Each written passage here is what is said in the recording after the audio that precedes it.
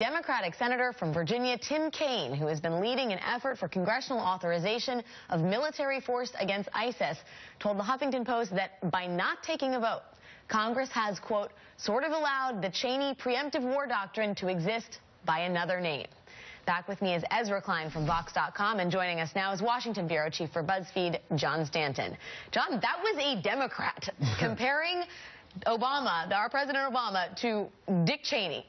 What's happening with Democrats on the Hill, and is there going to be a vote on a reauthorization of the use of military force anytime this year? Well, I think Democrats, I think, generally support what he's doing right now, especially in terms of this sort of splinter cell from al-Qaeda. That they believe that this is sort of justified, but they are definitely split on this broader question of does he have the authority right now to go after ISIS. Because of the split that they had with al-Qaeda, they now see themselves as different. Al-Qaeda has a lot of problems with them. They're actually been fighting sometimes between them and al-Nusra, and so they believe that he needs to come to Congress for authority. And I would have said, if you'd asked me this last week, that there was no chance. Everyone I talked to on the Hill said that they're not going to vote on it until February, maybe, given the toxic nature of a vote to authorize a war, because you're essentially taking part of that ownership away from him and making it, yours.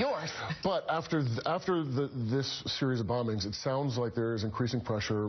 Bob Menendez is very set on having a vote on the Senate, and there are a number of Republicans and Democrats in the House that really want to see this during the lame duck session. So certainly after the election, we'll see it, I think. Ezra, where does the blame lie? And if you think that not reauthorizing the AUMF lies, that should be done before we conduct airstrikes in Iraq or in Syria, is the onus on the president to make sure that Congress reauthorizes the AUMF, or is it Congress's job to take up the mantle? This is a conspiracy, not a competition.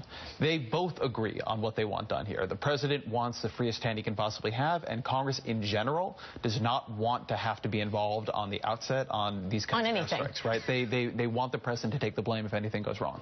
And so you could imagine a world here in which what was happening was that the president was trying to get around Congress, right? He was trying to do things without congressional authorization because he feared Congress's answer. But that's not really the world we're in. You've got a lot of members of Congress who wish Tim Kaine and other members who want a vote would shut up and just let this be on the president, right, and let this go forward. And if it goes badly, they can criticize, and if it goes well, they can praise it. But there's a deep sort of, they kind of have an aligned incentive here. The president wants the freest hand he can have, and Congress very often wants to abdicate authority over this stuff and not have to be part of the consequences.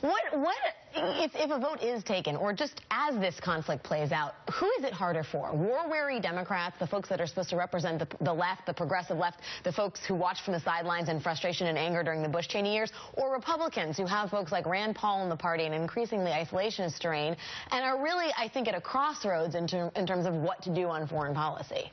I think it's actually probably equally hard for both sides at this point. I think, the Democrats don't want to do this, but this is their president. They sort of have to come out and vote for this thing. That's just how this is going to work out in the end for them. The Republicans, interestingly, are starting to become much more of an anti-war party. Their voters are sort of disaffected with this. They feel like with this war, it's President Obama's war now, so that creates more of a political incentive. I think the most difficult people, though, that are going to have to deal with this are the people who are running for president. They don't want to have this vote. Marco Rubio wants to have nothing to do with a vote on anything at all with period. Anybody. Yeah, pretty much anything. Yeah. No votes on anything at all. Please Exactly. let me run for president, vote for me, and I would like to go to the Oval Office. Ezra, there's been a lot of time and space and oxygen dedicated to talking about what a lame duck this president is, how it's the post-Obama presidency in the last 2 years. And yet Michael Hirsch has, I think, a really compelling piece in Politico magazine, and he makes the case that, James Vannon from Johns Hopkins says that the president is not yet finished, and that if you look at other presidencies of the late 20th century, Reagan's diplomacy with Gorbachev was one of the hallmark achievements of his presidency, happened in the last 2 years. Clinton, of course, bringing China in the WTO, military action in Kosovo without UN approval, and of course Bush and the Iraq surge and the financial calamity and the other things that ensued in the last 2 years of his administration, and that very much much for this president, these could be actually maybe the most meaningful years of his presidency. Do you think that is, where do you stand on These things are connected, right? I mean, one reason that you have, you just named off a litany of foreign policy accomplishments, or at least events that happened with presidents in the last 2 years of their term. They often become lame ducks in Congress in the sense that they can't pass an immigration bill, they can't pass a health care bill, they can't pass a budget, they can't pass a tax cut, they can't pass a postal service, renaming nothing. And that gives them an incentive to begin focusing more on foreign policy. So if you go back to 2009, when President Obama was trying to pass Obamacare, they would have been very, very loath to get into any kind of foreign policy conflict that would distract attention and potentially sap support from a very, very aggressive domestic agenda.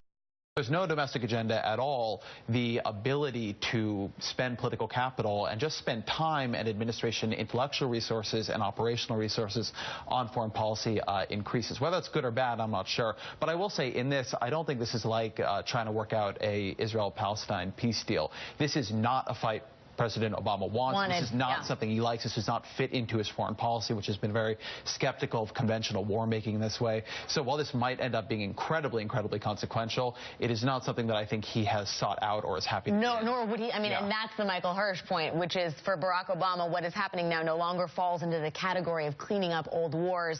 This is a wholly new war, and it is President Obama's war.